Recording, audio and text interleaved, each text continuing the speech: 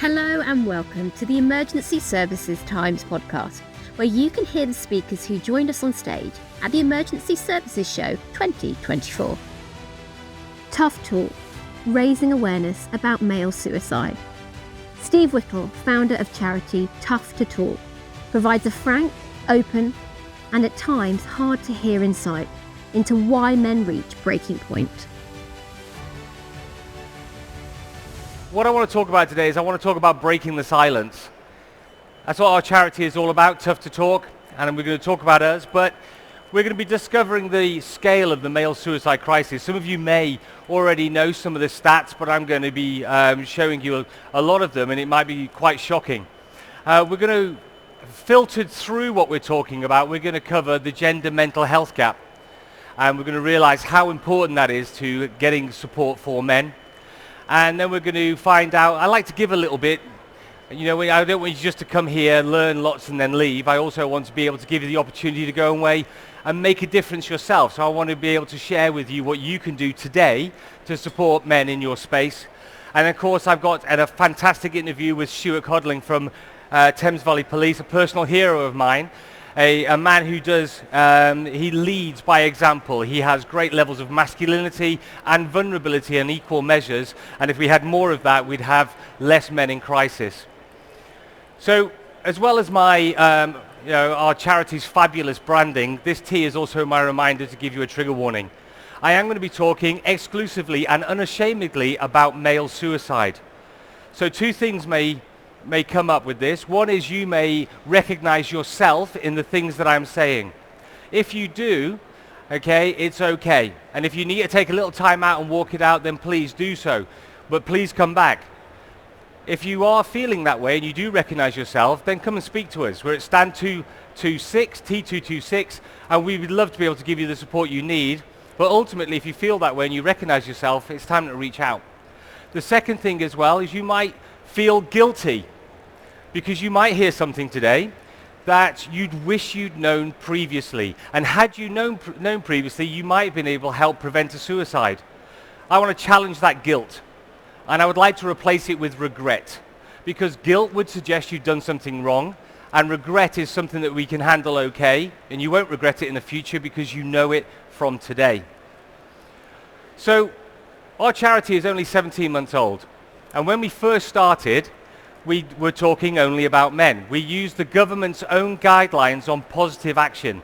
Positive action is for groups that are unable to get the support they need or less likely to accept the help they need, okay, to support themselves. And when it comes to suicide, men fall into that group.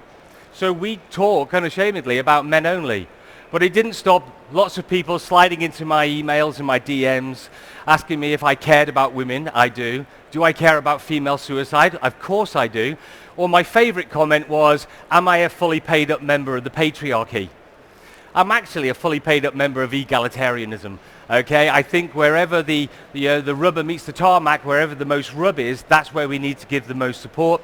So this isn't a men versus women issue because we are two sides of the same coin, and we need women in this space to understand the issue to support men. So this is an us issue. So if I'm going to stand up here and talk to you unashamedly about suicide, I think it's a good idea to know who I am. So who is this joker? Well, if you go to my LinkedIn profile, which was of course helped by a professional to create, it says that I'm the founder of Tough to Talk, that I'm an author and a presenter, an assessor tutor on suicide, and I talk about men's crisis. But who I am really starts probably when I was 17 years old. And I joined the Royal Navy, and I spent half of my career, my 13-year career, getting extraordinarily drunk in exotic places. And I went to great places, and I was even in Hong Kong for the handover in '97. I then realized that I wasn't going to have any war stories to tell when I left the Navy, sat around in the pub with my mates, so I went chasing medals. I did 2 tours in Northern Ireland during the peace process. I've done counter-drug operations in the Caribbean. I've done counter-piracy operations off Somalia. I was even in Yugoslavia working with the UN. I've even done Is that me? I've even done UN arms embargo operations in Afghanistan and Iraq. So I've really got my fill and got my medals and got my stories. When I was in the Navy, I was a middleweight boxing champion. I played lots of rugby, and so I was surrounded by masculine men, and I got my fill of testosterone. So I left the Navy after 13 years because being in the Navy and being a passive activist don't go together. And so I left, and I went into the fitness world. And on my way to becoming a life coach, I was a nutrition coach for weight loss and performance, mostly working with male athletes. And I got really good at that, working with these men, and I was the runner-up to Fit Pro Fitness Professional of the Year. So I was really successful, very manly.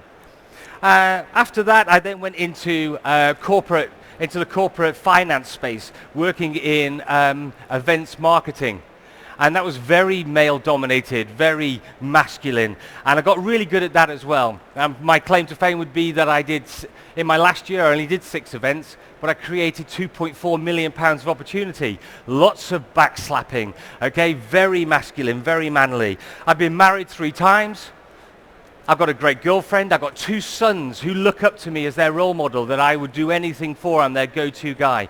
I've got a wonderful dog. I drive a coupe. And I ride a Harley Davidson. I am Instagram ready. So who is this loser? So yes, I joined the Navy at 17 and got extraordinarily drunk. I got extraordinarily drunk. I got into lots of trouble. I was drinking too much. I was fighting too much. And the Navy thought the best thing to do was to channel my energy into boxing.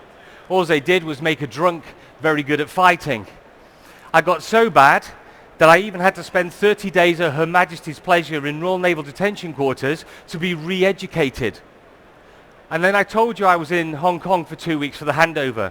Should have been one of the greatest trips of my life. What actually happened was I spent 2 weeks in bed or I was at work. When I was 49 years old, I got 3 diagnoses in one session. I'd had lots of assessments to work out what was wrong with me. And one of the first things I found out was that I had ADHD. I had hyper-focused ADHD, which made me obsessed with things. The other diagnosis I had was depression. And the first time I was suffering with depression was in Hong Kong. I've been having depression for 35 years on and off. And the reason why I was getting into fights so much was because I didn't know I had ADHD, and I was struggling to communicate with people. And so often it came out in, violent methods. I told you I was married 3 times, and it's not because I'm an old romantic or I love wedding cake, but I married 2 fabulous women. But as a result of my ADHD and me not being able to understand what I was going through, I became focused on things that weren't my wife. And I became very difficult to communicate with, and I lost 2 great wives. My 3rd marriage broke down because I married a narcissist. Don't do that. So I said that I had 3 diagnoses. Well, the first one you know about was depression. The second one was ADHD. And then the third one was CPTSD. I had chronic PTSD from chasing medals. So there is always going to be an outcome if you go chasing medals. Saw things that I didn't want to see. But all of these things I buried and I hid from the rest of the world because I'm only prepared to show you the man in front of the mask, not the man behind the mask. I've attempted to take my life 3 times. The first time was when I was in the Navy, and it got chalked down as a training exercise that had gone bad. I was really happy about that, and I think they were happy about it too. And as a result of it going down as a training exercise, I was able to bury that because I was full of shame. I was humiliated. The one thing that I had control over was whether I lived or whether I died. And I couldn't even get that right. What a loser. I buried it. The second time was after the breakdown of my traumatic relationship. And the same thing happened again. I buried it. Now remember, up until this point, I'm still not getting any medication, any treatment, any help. I'm just dealing with it. I'm still showing you the man in front of the mask.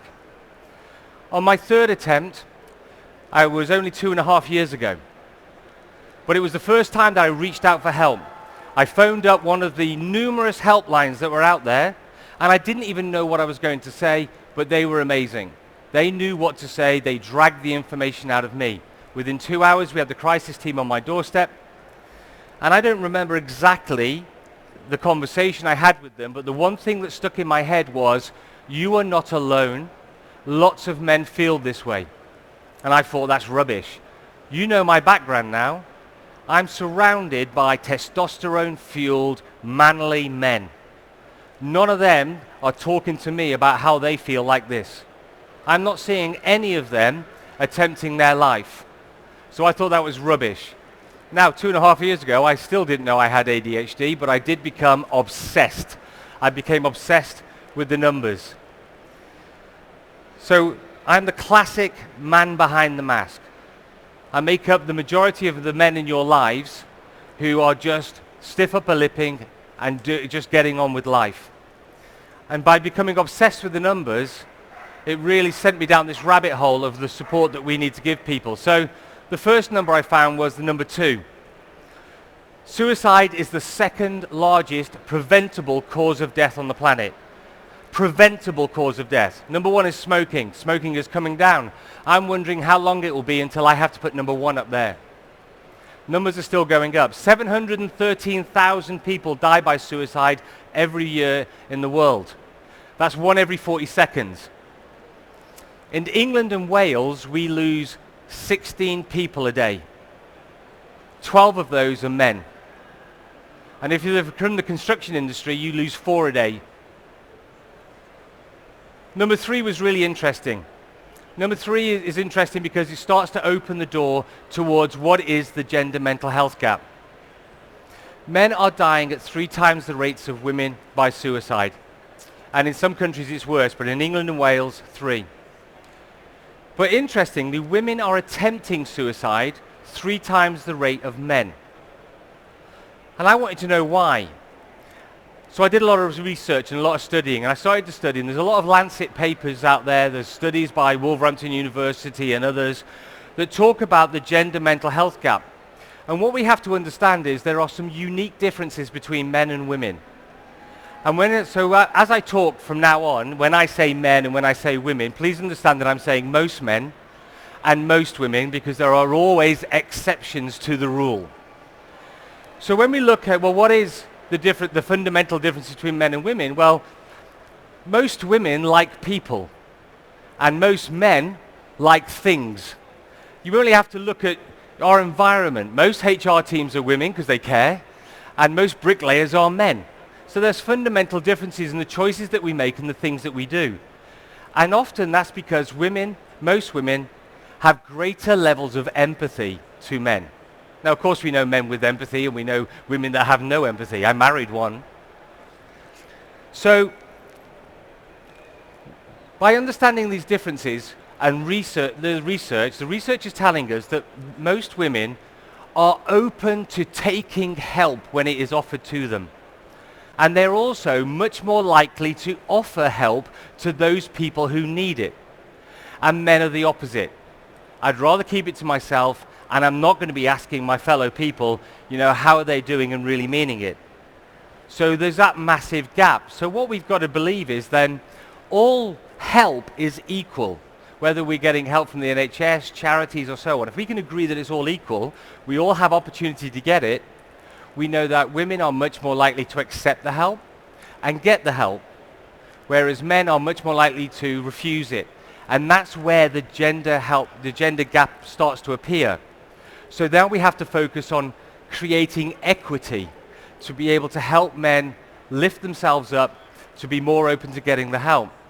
So that often means that when a woman is heading down that journey, the suicide continuum, what often happens is their journey is similar to this. Not in all cases, but most. They say, I'm asking for help, you're not giving it. I'm asking for help, you're not giving it. I'm asking. Well, now I've attempted to take my life, you'll do something about it. They've got to their wit's end. It's not a cry for help.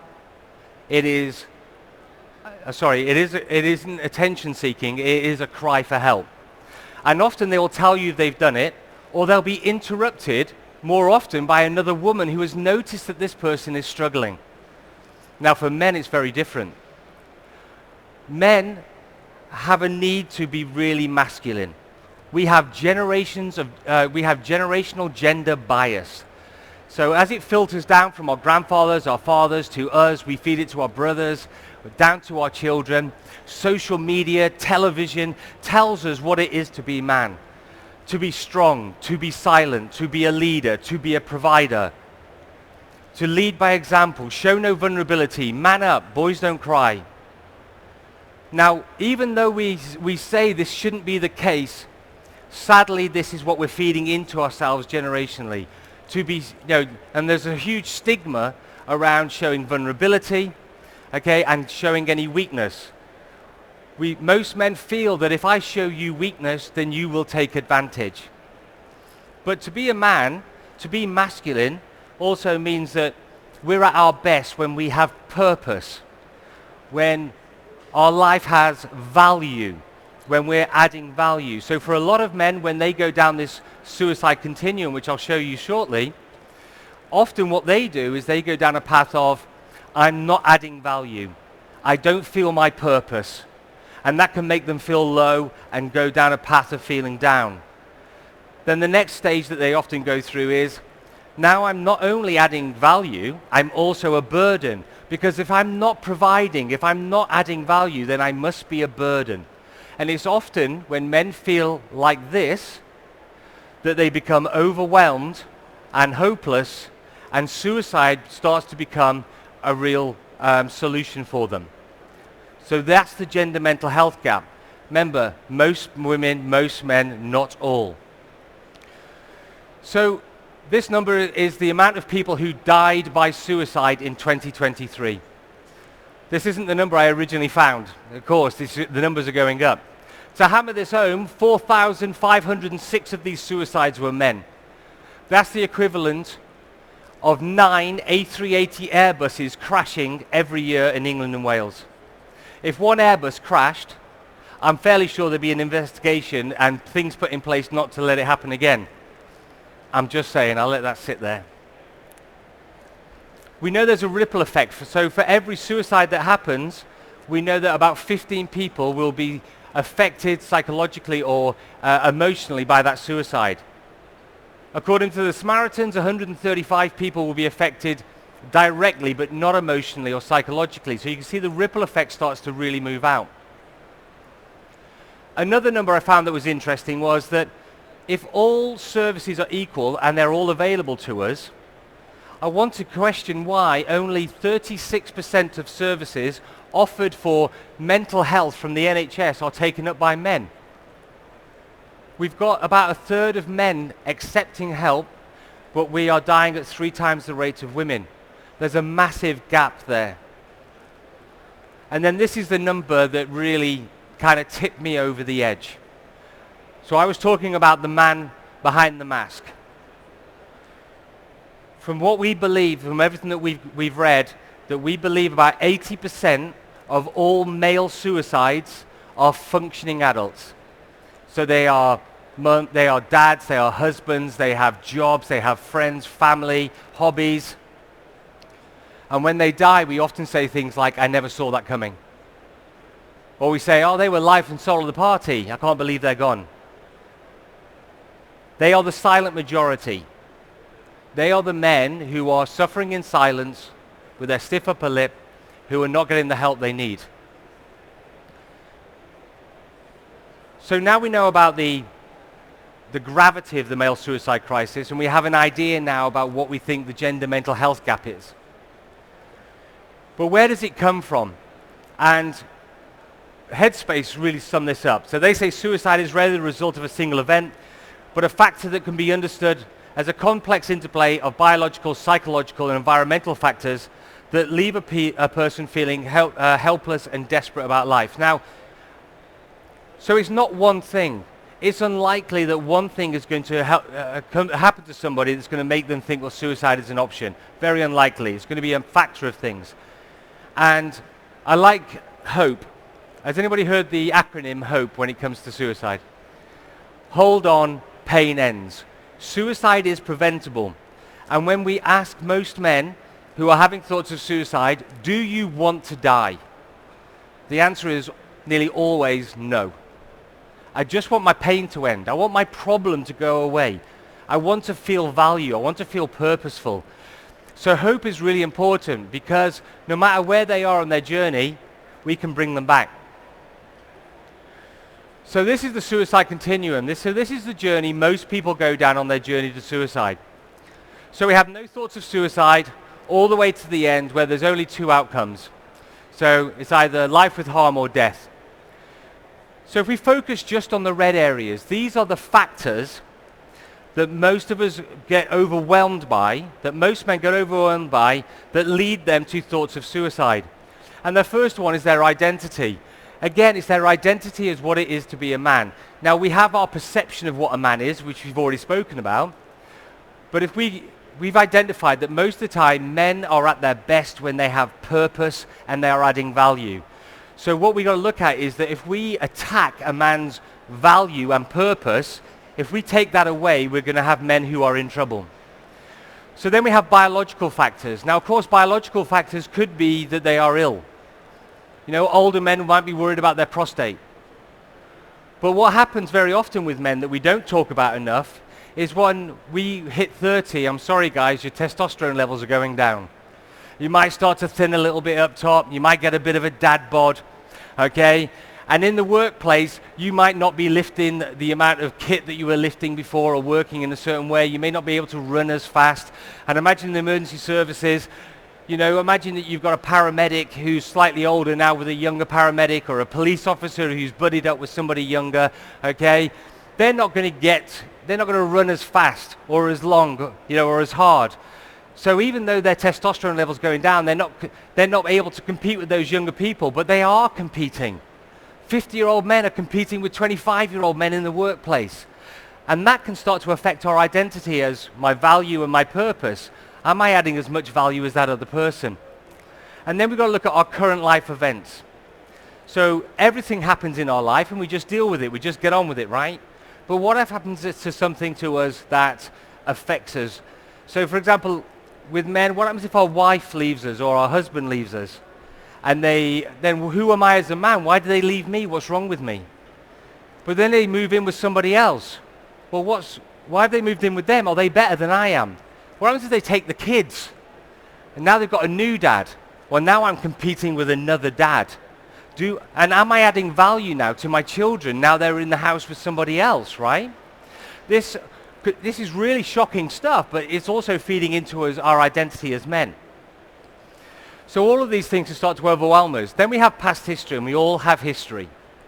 But do we have a history of trauma, maybe physical or mental, homelessness, addiction, or anything that you can think of in your past that men could be burying and not talking about, because to do this, I would have to demonstrate a certain level of vulnerability. And I might be worried that other people might think I'm weak. So I might be burying that and not dealing with it.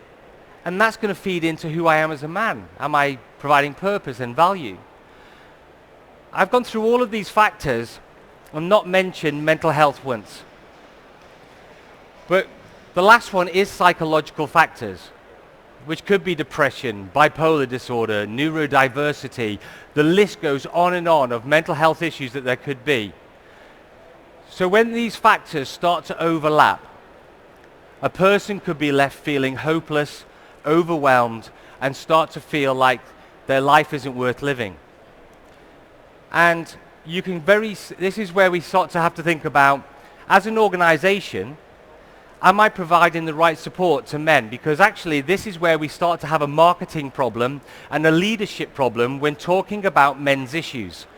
So when we look at men's issues and all the factors in the red, imagine that we're an organization and say, we love our men, we're doing great. We have an EAP, we have mental health first aiders, we have wellness champions. And you go, well, that's fantastic. And then they say to those men, if you need to talk to someone about your issues, your crises, speak to the mental health first aider. And you could see now where you quite easily get a man who says, well, I haven't got a mental health problem. I've got an ex-wife who hates me problem. I'm not seeing my kids. I'm getting into debt trying to see my children.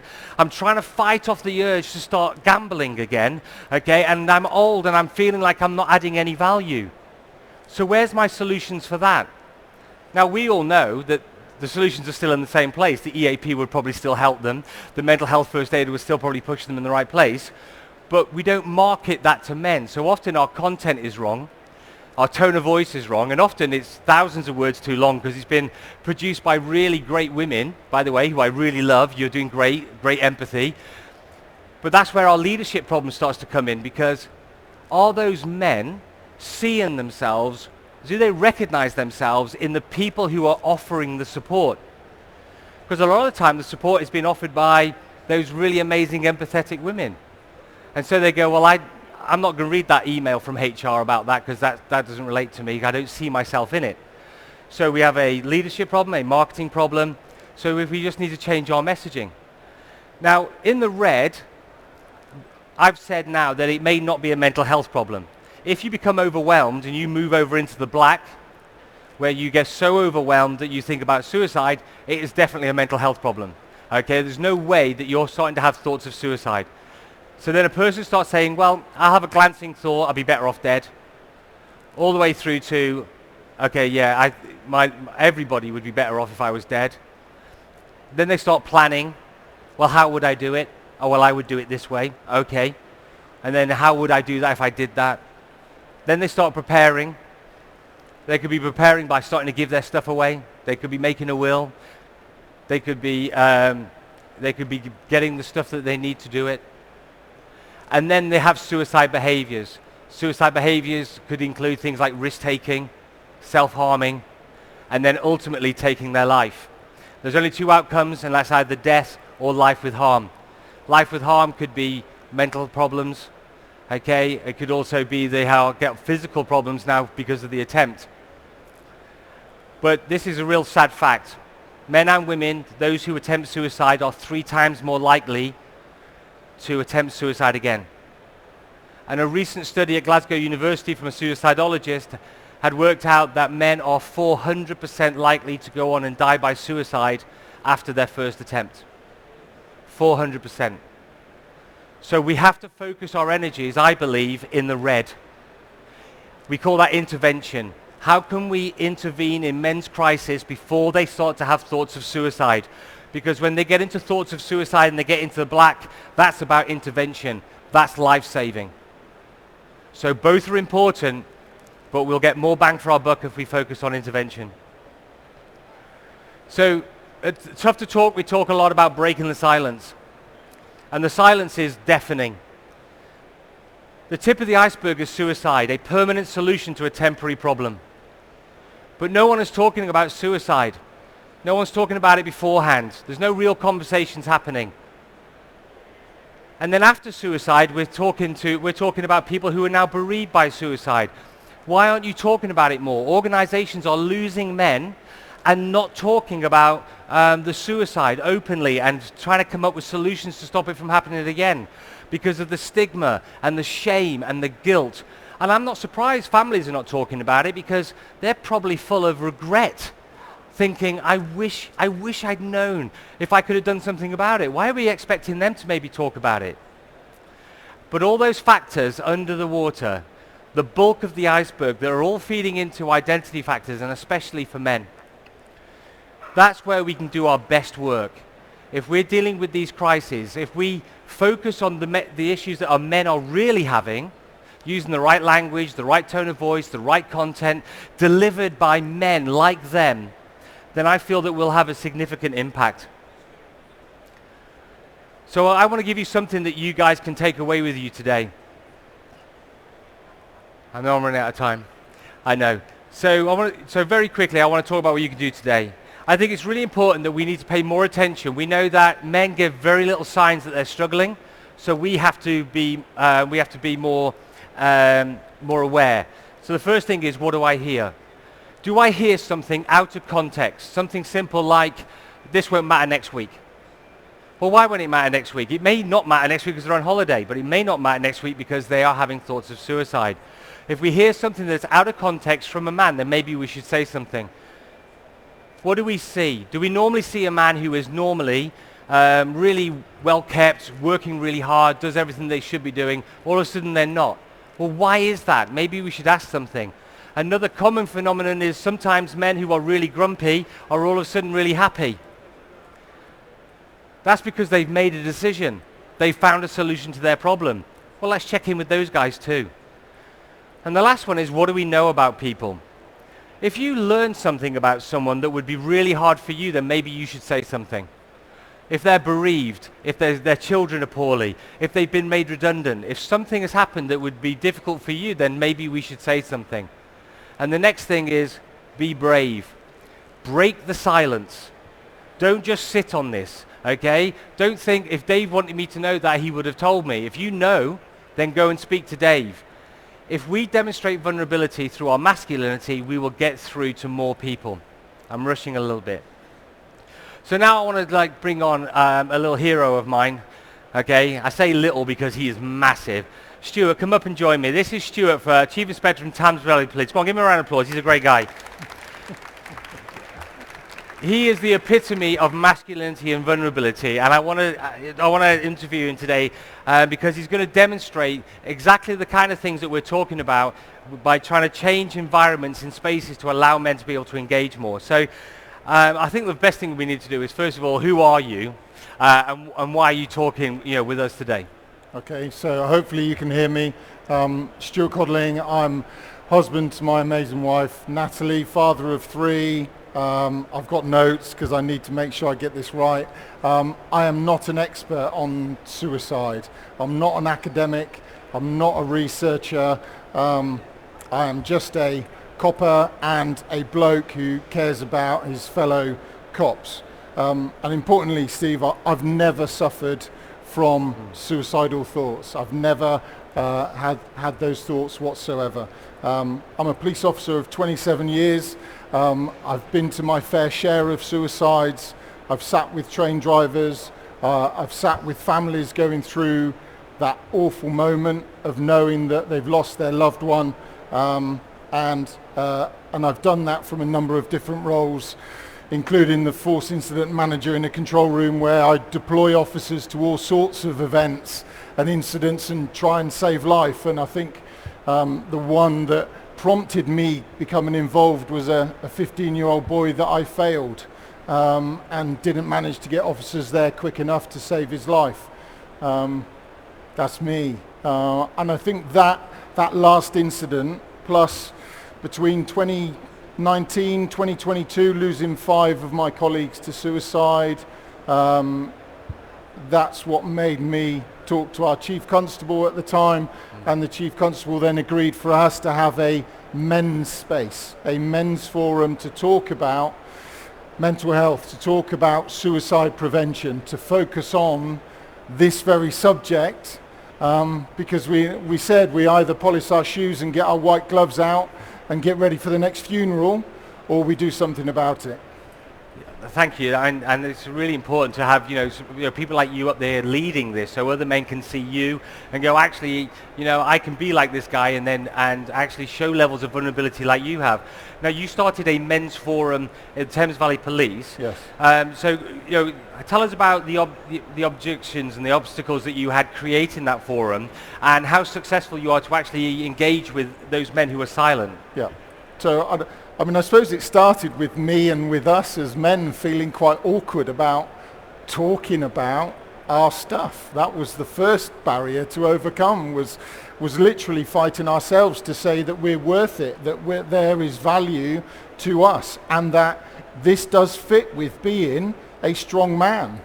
I am stronger now, Steve, because I talk about this stuff, because we've cried together, we've talked together about this. I'm a stronger man, I'm a stronger copper, I'm a better husband, I'm a better father at home.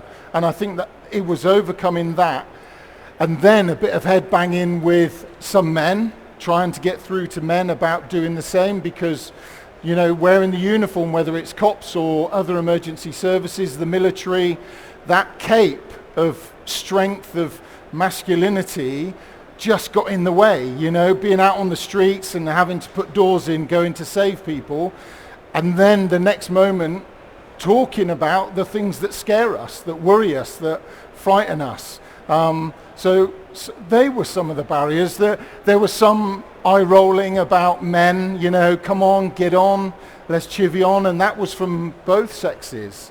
But the main one was from us, I think, ourselves, which kind of epitomizes the whole issue. Yeah, I mean, I was fascinated with the fact that we identified that there was a problem. We created a solution in the men's forum, and we had resistance to creating it because, why do we need this for men? Come on, we just get on with it. Yeah. And then, of course, when you created it, you didn't get, am I right in thinking you didn't get the influx that we'd hoped we'd get of men looking for support? No. And it's fair to say it's still an ongoing process, that going out to men to give that sense of value, to give that sense that, I say to the cops, you still be a strong man, you still be the brave man that goes out and does the job. This doesn't mean that you are weak. This doesn't mean, and even having suicidal thoughts doesn't make you a weak person, doesn't make you less worthy, doesn't make you less of a man. So that's an ongoing process, Steve. Yeah, I agree. And again, this ties into that, what we know about the gender mental health gap. Men are less likely to ask for help or offer help. So it's going to take a while and constant messaging for those men to realize that actually going to the forum, getting the support I need is not going to make me weaker. So how do we achieve? Are we going to achieve then the equity? So to get men talking more about their crisis. I mean, how do you think you'll do that within Thames Valley Police? So what we want to do, like you've articulated with the iceberg, is talk about it before the event. We want to prevent these things from happening. We want to prevent our men from thinking that the only solution is to take their own life. I don't want to go to another funeral. I don't want to go to another house where I find my mate dead because I failed him, because I didn't ask the question I could have asked the week before when I saw something in him. So it's about that before moment and preventing and just having that, for us men, I think it's awkward. It's embarrassing. Get over that. We need to push that boundary and do that bit, take that step before, and then afterwards, I want to celebrate the men we've lost. Okay, and some of them, people in the crowd know, we have a roll of honour for officers lost in the line of duty. I'm sure our colleagues across the fire service and the NHS and the ambulance service are the same.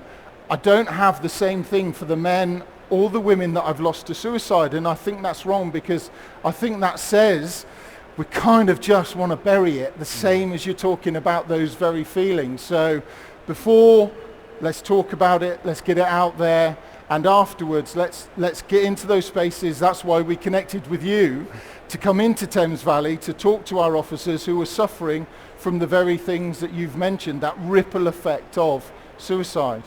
Yeah, thank you. And it is right, it's about breaking the silence. We've got to be talking more about it raising awareness, providing training, but not just do it as a tick box exercise. From the top down, bottom up, if the whole organization, if the whole community is talking about this and it's okay, then it'll become acceptable for men to then break their silence.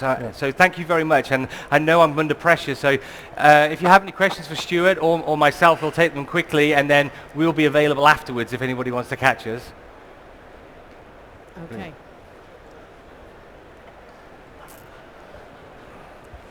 Sorry, Stewart, just a quick question. I'm Zoe, I work for the South Central Ambulance Service. So I actually just launched my men's health network today. But Brilliant. The issue that I currently am facing is, I think, the age demographic. So obviously we have the younger people who are more willing to talk about their mental health, and also any sort of issues to do with men's health.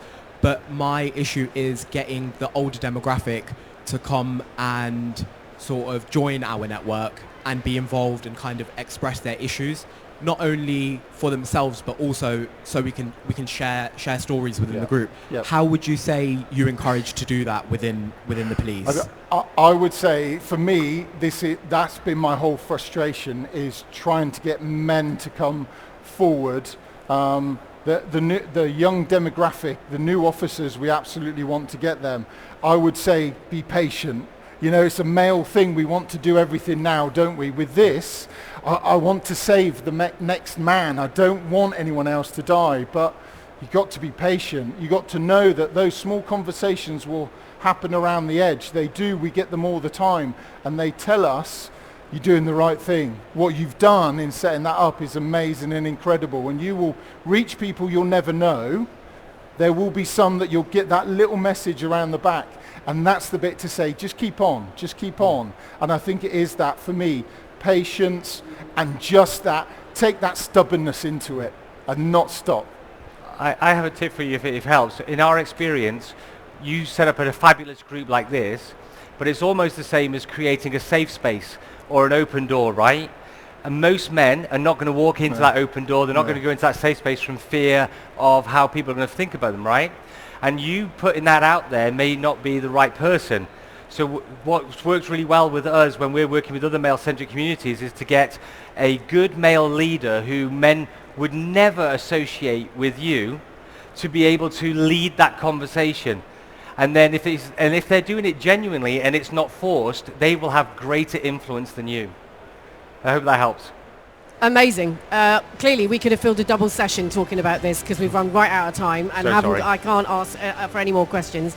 But can I just ask you to thank our speakers in the traditional way? Thank you very much indeed. And thanks for listening. If you like this session, then be sure to browse the rest of the programme for the show. Share the link and subscribe to receive updates on new content from us here at Emergency Services Times.